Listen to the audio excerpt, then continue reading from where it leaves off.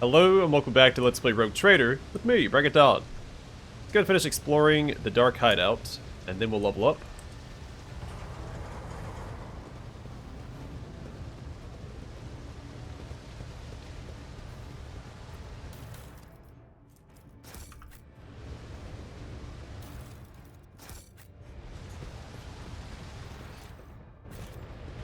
Is there money to be made?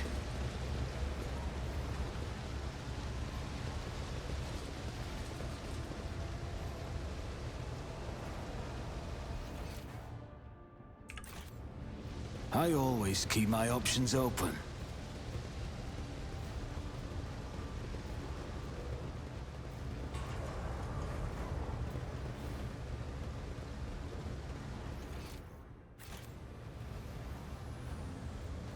O Messiah, grant me the wisdom to perceive. I knew something had to be back there. Otherwise there would have been a door we could interact I always with. have a backup plan.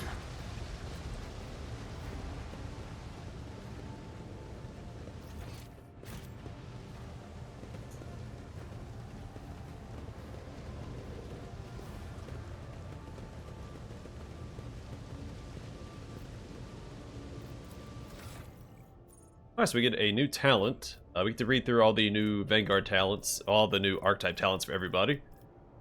So, Taunting Opportunity. Whenever the Vanguard hits an enemy with an attack of opportunity, that enemy must make a willpower resistance test. On a failed test, the Vanguard becomes this enemy's priority target until the end of the Vanguard's next turn. Taunting Defense. Vanguard gains % parry against enemies that consider the Vanguard a priority target. Renitent Beacon. Each stack of Unyielding Beacon additionally increases armor and parry by 1%. Formidable Distraction. All enemies in a 2-cell radius around the Vanguard suffer a % penalty to dodge against all attacks except the Vanguard's. If any of these enemies consider the Vanguard a priority target, those enemies suffer a % penalty to dodge instead. That gives it a small boost. Resilient Beacon. Critical hits deal % less damage to the Vanguard. Enduring Shield. While the Vanguard has at least one temporary wound, they gain % parry and armor. That'll be really good on Abelard, since he give himself temporary wounds with Endure. Selfless Resilience. Allies affected by any of the Vanguard's abilities gain % armor for 1 round, does not stack.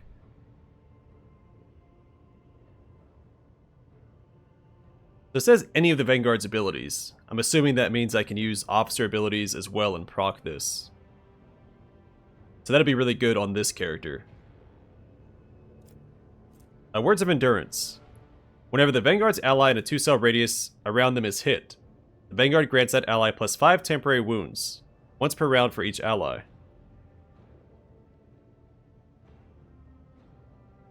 That'd be good if we had Armor of Contempt on this character. We have it on Cassia, because then they'd get the temporary wounds and the armor bonus. Punish the Imprudent. Once per round, whenever an enemy that considers the Vanguard a priority target enters a cell adjacent to the Vanguard, that enemy provokes an attack of opportunity.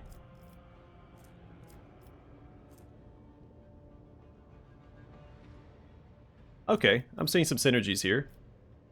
Counterattack Stance. Defensive Stance now has a -10 penalty to weapon skill for attacks of opportunity granted by this ability, instead of -20. These attacks of opportunity deal an additional +5 damage. Alright, so Abelard has Defensive Stance. I think that'd be worth grabbing. Covering Bulwark. While Bulwark is active, the Vanguard counts as full cover for their allies and grants the adjacent allies damage deflection against range attacks. Seems pretty good. On your feet. The next attack made by an ally under the effect of Force Distraction additionally grants +3 MP to that ally. Overwhelming Provocation. If the target provocation is hit by at least one attack of opportunity caused by provocation, the target gains +1 stack for Fatigued until the end of combat. In Fatigued, the target suffers a -10 penalty to Strength, Toughness, and Agility for each stack of Fatigued. MP reduced by -1 for each stack.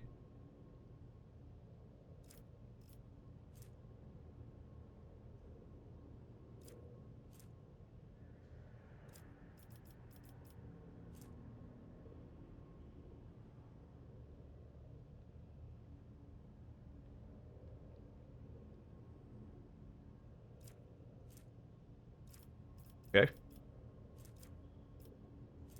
Wall of Crete. Wall of Crete now grants +5 temporary wounds to allies. Offensive Follow. Whenever an ally uses following, the ally gains % more damage against all enemies and a 2-cell radius around the Vanguard for 1 round. Unyielding Resolve. While at maximum stacks of Unyielding Beacon, the Vanguard gains +7 Resolve. Beacon of Might. At the start of the Vanguard's turn, before the temporary wounds are lost, Vanguard gains plus number of temporary wounds strength for 1 round. Unflinching. Whenever an attack made by an ally hits the Vanguard for the first time in a round, that attack deals no damage to the Vanguard. This attack is a burst attack. This applies to each successful hit in the burst. Offensive Comrade. While the Vanguard has at least 1 ally in a 2-cell radius, the Vanguard gains % parry. Protective Word. All allies affected by the Vanguard's abilities, but not the Vanguard themselves, are % less likely to suffer a critical hit. Center of Attention. For each enemy that considers the Vanguard a priority target, Vanguard's armor is increased by +5%. Okay, there's quite a few good options here. We could get the upgrade to Provocation. And maybe lean into giving Abelard some of these attack of opportunity abilities. But also want to give him some of the more tanky talents.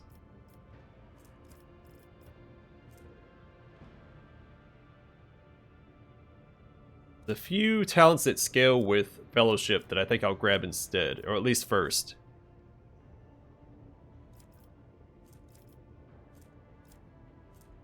So I wonder how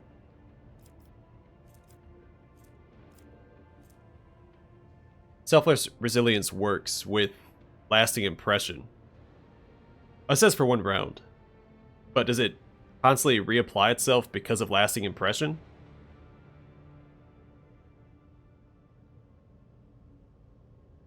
Because Lasting Impression lasts until the end of combat, so I'm not sure.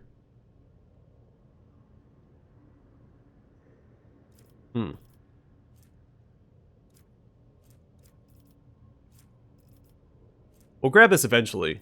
I think that Formidable Distraction is better right now. So all enemies in a 2-cell radius around the Vanguard suffer a % penalty to dodge against all attacks except the Vanguards. If any of these enemies consider the Vanguard a priority target, those enemies suffer a - penalty to dodge instead. Which, how does this work?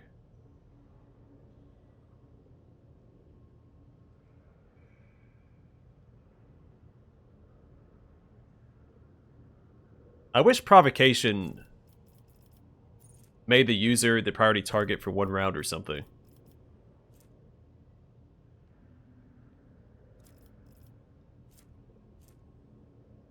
By the way, this is a pretty solid debuff to enemies. So we'll grab that for now.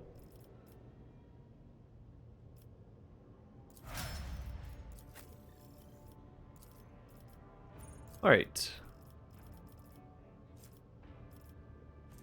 A lot of talents to read here. Point of interest. All combat tactics bonuses are increased by a percentage if the area was not moved for 2 rounds. Diversion Zone. Using a stratagem on a rear area also makes the allies in that area the enemy's lowest priority targets for 1 round. Crossfire Zone. Using a stratagem on a frontline area grants allies in the area % increased dodge against other allies' attacks. Enduring Zone. Using a stratagem on a combat tactics area grants all allies in the area +5 deflection against the next melee hit they suffer.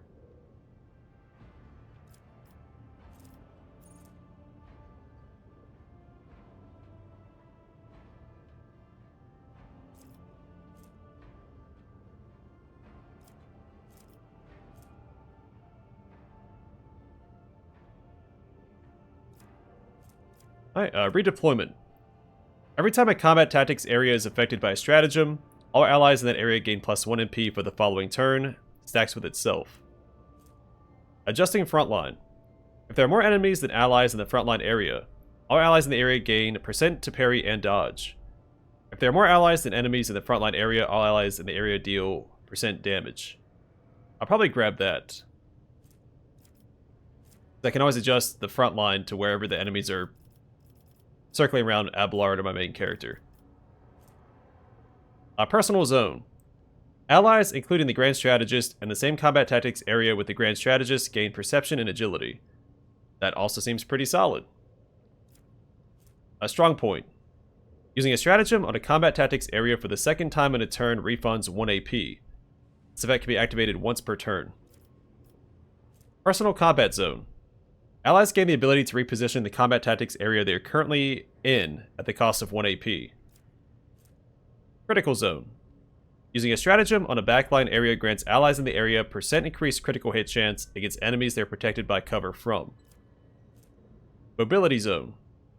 Using a stratagem on a combat tactics area grants all allies in the area the ability to move 1 cell without provoking attacks of opportunity.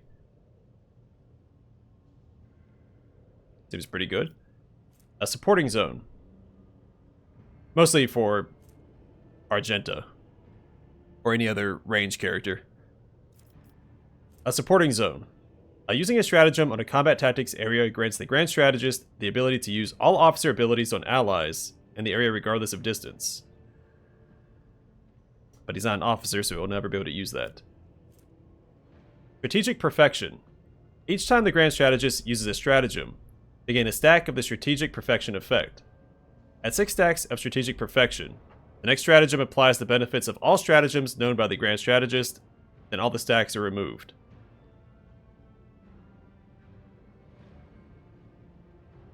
Okay. We only know the one, so that's not worth picking up yet.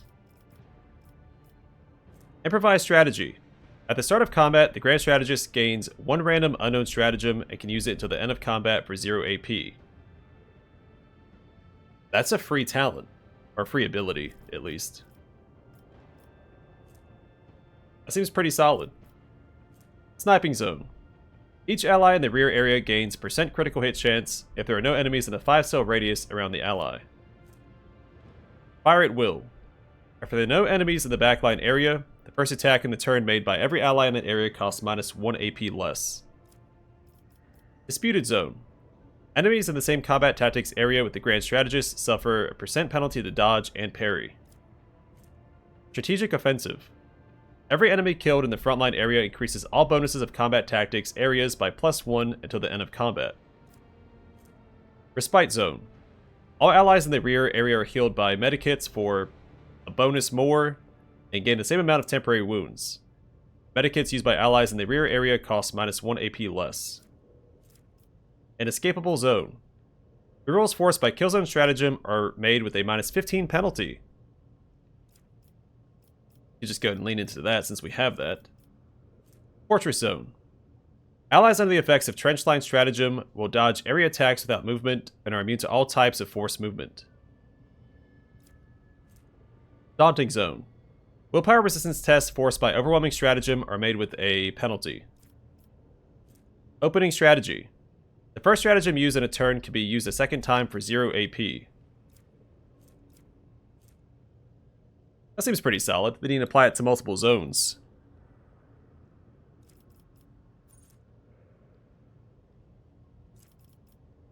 Overcoming Zone. Every time allies under the effect of Stronghold Stratagem should have suffered an injury, they gain temporary wounds instead. I like that. I don't like injuries, so that allows you to ignore an injury. A Blurred Locust. After using the Combat Locust Stratagem, one of the areas removed by Combat Locust Stratagem can be recreated immediately.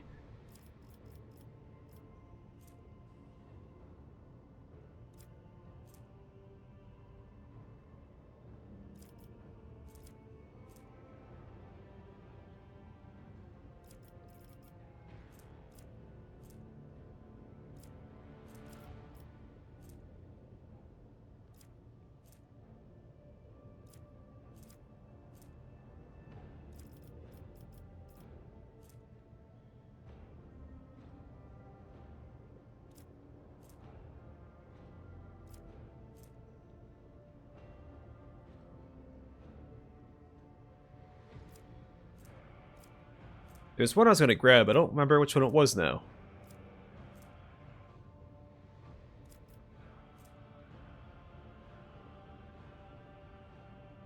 Let's do personal zone. He may be the only one in the zone, but he still gets the benefit, the bonus perception and agility. So allies, including the Grand Strategist, in the same combat tactics area with the Grand Strategist gain a bonus to perception and agility. Can't beat that. Alright, Abelard. A few good options for him, especially with my main character having provocation. Counter-attack stance seems really solid with defensive stance. But I think Enduring Shield is the way to go. So while the Vanguard has at least one temporary wound, which he'll have every turn because he has Endure, they gain 5 plus toughness bonus to parry and armor. That's too good to pass up.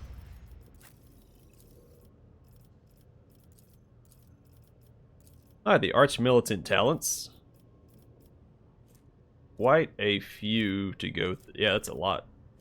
All the way down to there. Alright, Exploit Weakness. When the Arch Militant attacks targets that have their armor reduced by any effects applied by the Arch Militant's allies, the Arch Militant deals plus 10% damage. When the Arch Militant attacks targets that have their deflection reduced by any effects applied by the Arch Militant's allies, the Arch Militant deals plus 2 damage. Always ready. The Arch Militant begins combat with 2 stacks of versatility.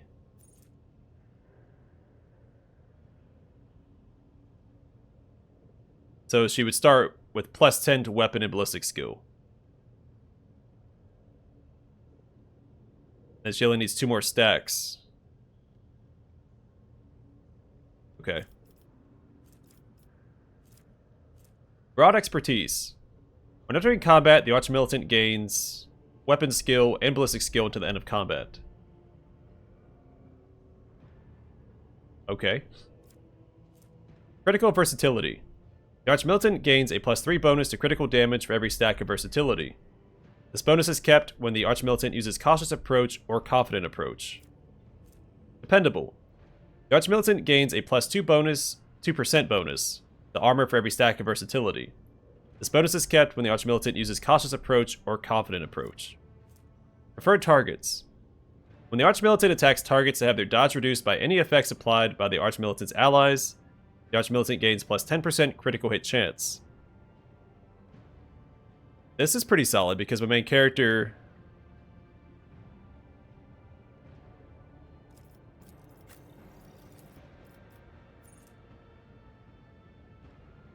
Yeah.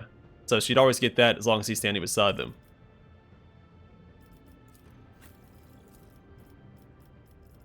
Where'd I leave off?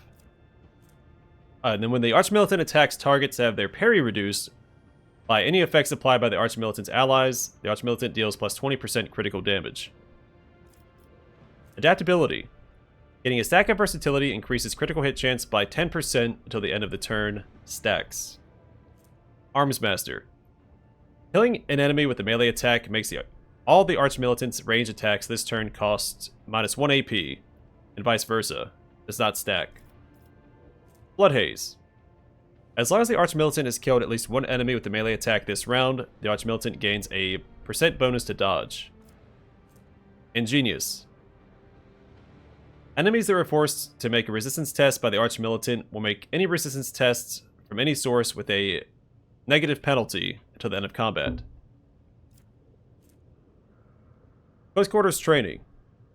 The Arch Militant can use two-handed ranged weapons within melee range with a minus 10 penalty to ballistic skill. Heavy Gunner. The Arch Militant's heavy weapon attacks cost minus 1 action point. Focal Point. The Arch Militant deals plus 15% damage to targets that have a priority target, regardless of whether that target is the Arch Militant or someone else. Okay.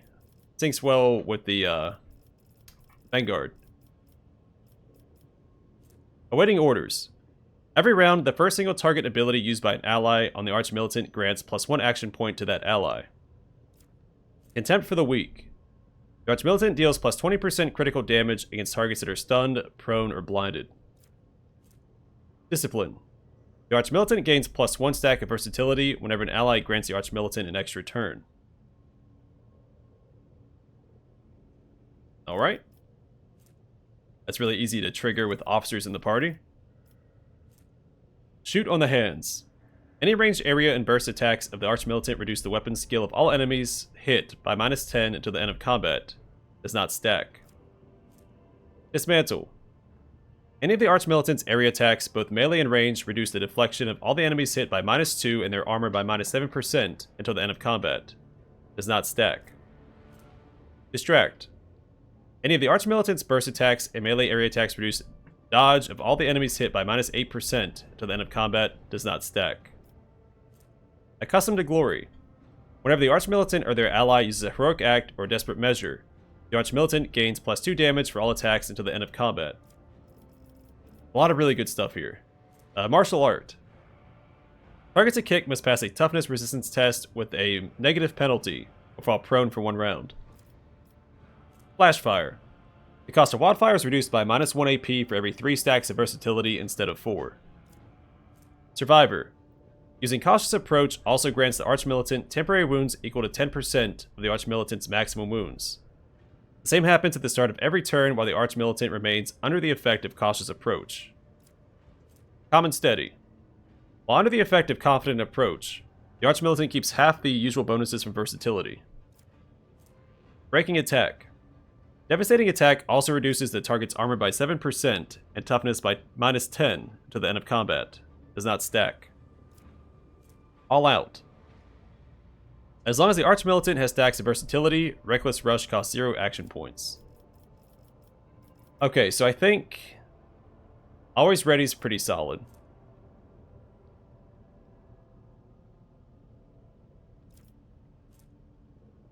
Broad Expertise seems pretty solid.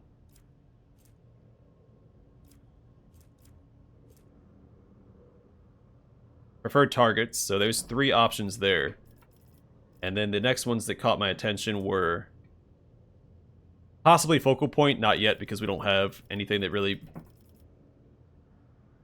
I don't have anything that makes it a priority target except for maybe Taunting Scream. Discipline seems very good as well. So is that 4 options now? And then both Dismantle, Distract, and Breaking Attack. So armor is reduced by 7% and toughness by -10.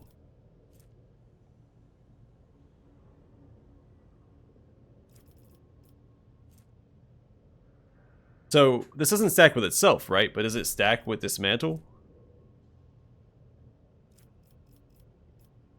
Either way, I think entering combat with just a flat bonus to weapon skill and ballistic skill, mostly ballistic skill in her case, is solid. It's 2 times.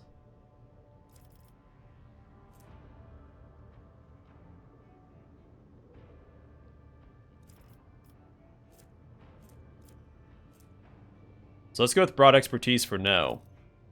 Well, see, we're wasting half the talent. I don't know if it's worth taking yet.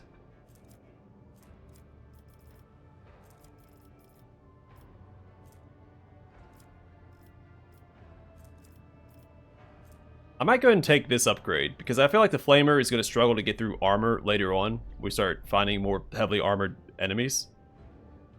Reducing it by 7% not only makes her do more damage, but also the allies. So, let's do Breaking Attack. Devastating Attack also reduces the target's armor by -7% and toughness by -10 until the end of combat. Does not stack. Acacia, Master Tactician. All the way down to there. Hidden Advantage. All the Master Tactician's abilities work as if the Master Tactician has 6 more stacks of tactical knowledge.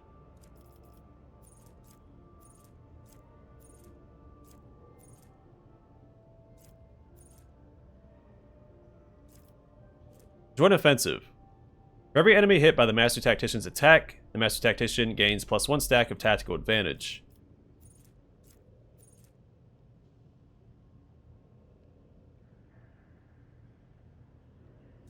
That's pretty good. So we could use Lidless Stare and hit a whole bunch of enemies and get just a ton of stacks in one move. Assuming twice, because she can use that twice per turn. Nerves of Steel. Whenever the Master Tactician or their allies gain momentum, they gain +1 more. Whenever the Master Tactician or their allies lose momentum, they lose -1 less. Seems pretty solid too. Suppressive Fire. All enemies hit by the Master Tactician have +10% higher chances of hitting a cover when shooting at the Master Tactician's allies behind a cover. Against all odds, the Master Tactician begins combat with additional attacks of tactical advantage equal to the number of enemies.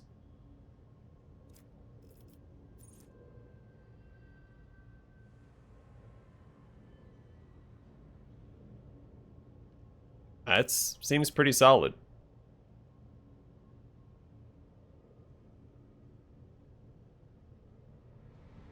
She's not really an offensive character, so I feel like some of this is being wasted, but we'll make it work. Brink of Death.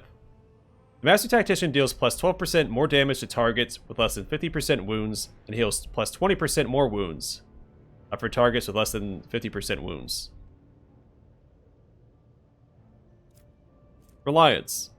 Using Linchpin now spends only 1/4 or 1/4 of tactical advantage stacks instead of half. In the Hero's Footsteps, the Master Tactician immediately gains an extra turn with AP and full MP the first time any of the Master Tactician's allies use a heroic act in combat. This extra turn takes place after their ally finishes their turn. Personal Involvement. Every enemy killed by the Master Tactician increases the Master Tactician's resolve by +1 until the end of combat. Salvation. Using medikits on an ally under the effects of the Master Tactician's archetype abilities heals that target for additional wounds equal to that formula, and removes an extra injury without any tests. Tactical Respite.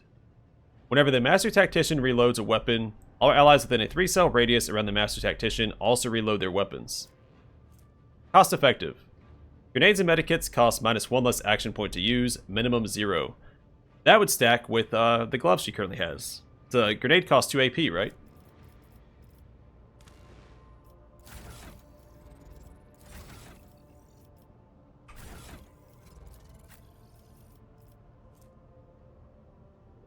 Well, 1 AP now. If I take this off, will it update? Yeah. So we make these cost 0. And that could be her offensive ability besides the stare. I don't know, may not be worth it. Having a navigator chuck grenade seems like an odd thematic choice.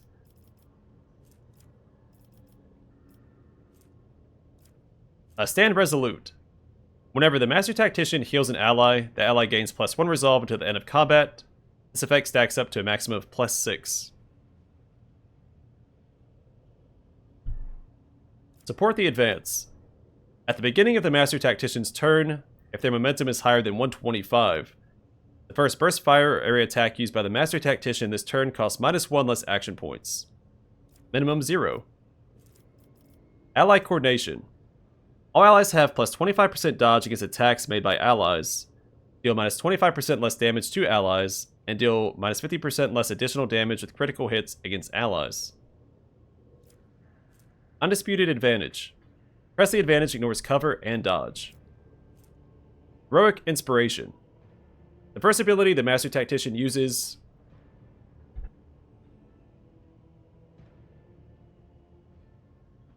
Excuse me, I had to sneeze. The first ability the Master Tactician uses after the very first heroic act used in combat will cost 0 action points until the end of combat. Logistical Superiority. Whenever the Master Tactician or the Master Tactician's ally uses any consumable item, grenade, medikit, etc., or reloads a weapon, the Master Tactician gains +2 stacks of tactical advantage. Seems pretty good. Comfort and Conformity. Whenever an ally grants the Master Tactician stacks of tactical advantage, that ally also heals 1 wound for every stack granted. Stacking the Deck. Whenever the Master Tactician spends tactical advantage stacks on abilities, the critical damage dealt by the Master Tactician increases by +1% for every stack spent till the end of the turn. Dawn of Victory. Every critical hit scored by the Master Tactician grants them momentum equal to resolve divided by 2. Works up to 3 times per turn. Unwavering motivation. The target of Inspire grants +1 additional damage for every 10 stacks of tactical advantage until the beginning of the Master Tactician's next turn. Primary objective. Assign objective also makes the target suffer +7% more damage from any source until the beginning of the Master Tactician's next turn. Stronghold. Strongpoint also grants half the amount of temporary wounds to the ally closest to the target. Perfect Finish. Finish the job grants +75% critical hit chance. So I think...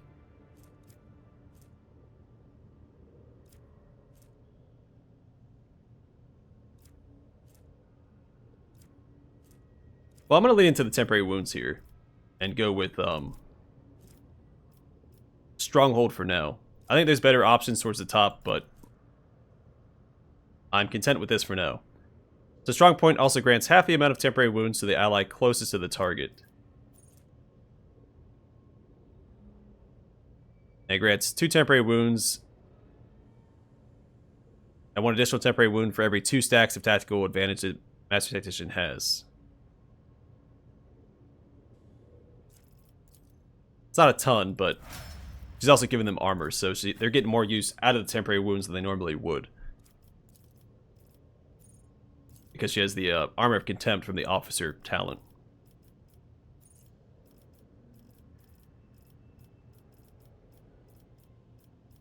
Alright, a lot of talents to go through. Great and Opening. An enemy suffers a critical hit from one of the assassin's allies. At the start of the assassin's turn, a new opening is created on that enemy, on whichever side is closest to the assassin. Inevitable Enervation. Each use of Aim for the Opening on the same target reduces that target's dodge and dodge reduction by -10%. Stacks. An Eye for the Unscathed. Whenever the assassin attacks an enemy that is at full wounds, the assassin gains +20% dodge and dodge reduction against that enemy until the end of the assassin's next turn. Professional Acumen. Every turn, the first use of an assassin ability costs 0 AP. Perfect Opening. Actually, this would be really good, because out of all the characters, well, besides the officers, she seems the most starved for action points. It's hard to get off all of her buffs, and then also use her Chain Lightning. Perfect Opening. The assassin gains plus lethality % chance to deal plus 5% of target's max wounds more damage to an opening. Bringer of Doom. Whenever the assassin attacks an enemy with a single target attack, this attack reduces the target's armor and dodge by -10% until the end of the assassin's turn. Does not stack. Ambush. At the start of the assassin's turn, all enemies who do not have the assassin in their line of sight suffer the unsuspecting effect until the end of the assassin's turn. Unsuspecting. The assassin gains plus 7% hit chance and plus 7% critical hit chance against unsuspecting enemies. Carmine Whisper. The hemorrhage effect applied by Death Whisper deals an additional plus 10 damage. Deadly Calculation. For every 10 damage dealt by an assassin's attack, that attack also deals plus 1 direct damage to the same target. Direct damage. Damage that cannot be reduced by the target's parameters or bonuses.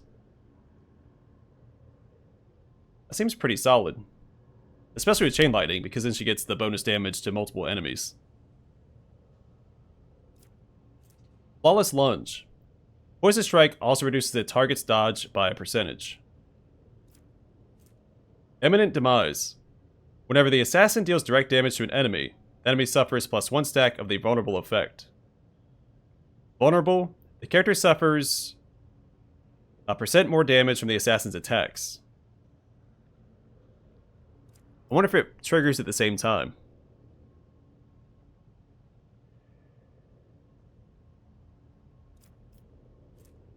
Either way, Deadly Calculation and Imminent Demise seems like a pretty good combination. I still want to go for a Professional Acumen first, though. Killing Spree. Whenever the assassin hits an opening, the assassin's damage is increased by percentage until the end of combat. Stacks. Leave no witness. The enemy last damaged by the assassin suffers the witness effect. Witness. The witness does not have the assassin in their line of sight at the end of the assassin's turn. That witness suffers percent of the maximum base damage of the assassin's current weapon.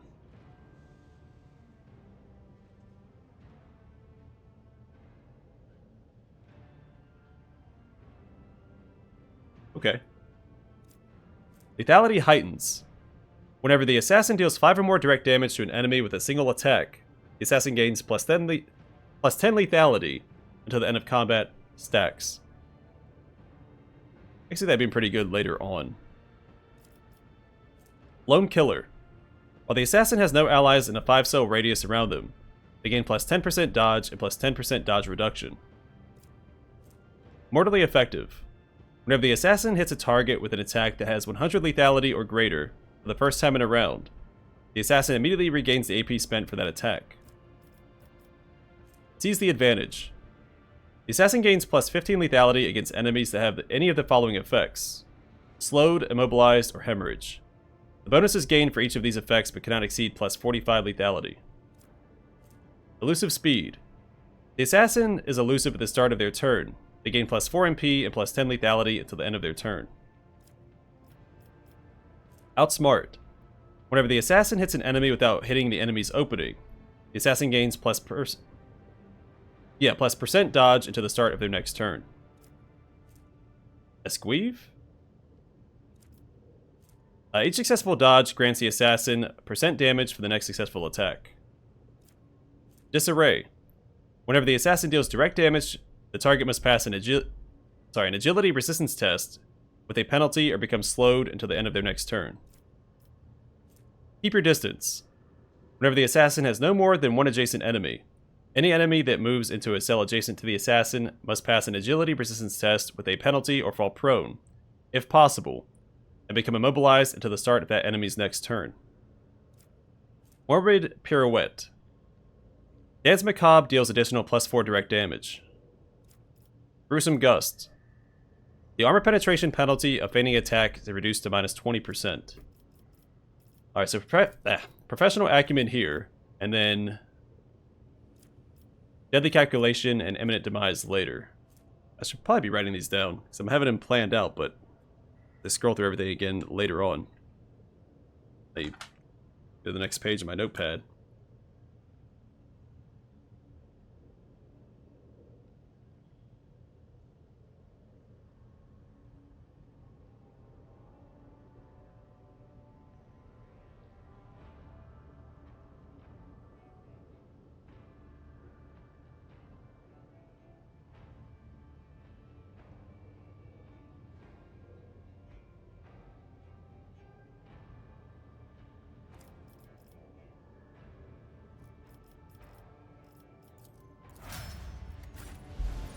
Alright, there's a lot of reading. Sort of fall apart at the end there.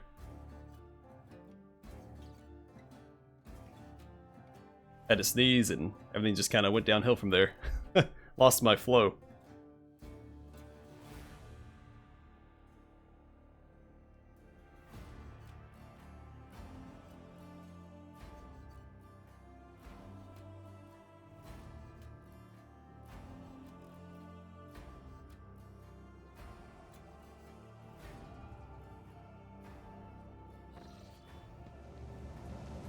Well, we didn't get a lot done this episode, but we have a better understanding of our characters and what they're capable of, and the directions we're going to take them as far as talents go. So I'm going to call it here, and next time we'll continue exploring the Shadow Quarters. There seems to be a lot going on here, and we'll go from there. But for now, thanks for watching. I will see you guys in the next one.